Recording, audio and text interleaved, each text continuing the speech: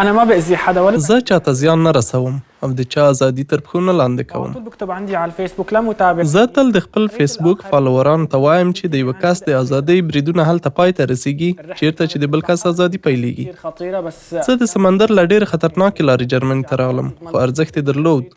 وكمان مش غوښتل مې داسې ځای ژوند وکړم چې زما حقوق، زما ازادي او زما راتلونکی پکې خوندي وي. اشتغلت هناك حوالي 7 ما په سوریه کې معلوماتي ټکنالوژي لوستې، بیا عربي متحده اماراتو ته ولاړم او هلته مې اووه کاله کار وکړ. اني اجي على المنطقه غوښتل مې د ښه ژوند لپاره اروپا ته ولاړ شم.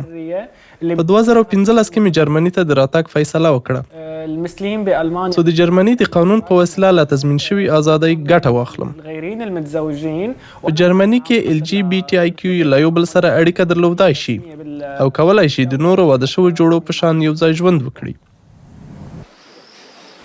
بس للاسف هون زه اوس کوزدې او د اړیکې رسمي کولو ته تیاری نیسم المتزوجين څو له خپلې مینې سره واوسم.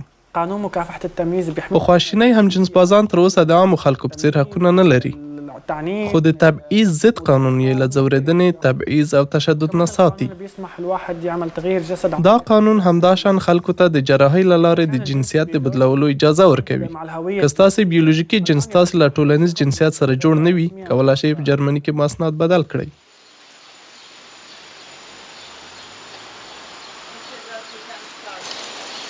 په خواشینۍ د خوندیتوب او ملاتړ له دومره قوانینو سره عرب ټولنه لا هم موږ نه مني.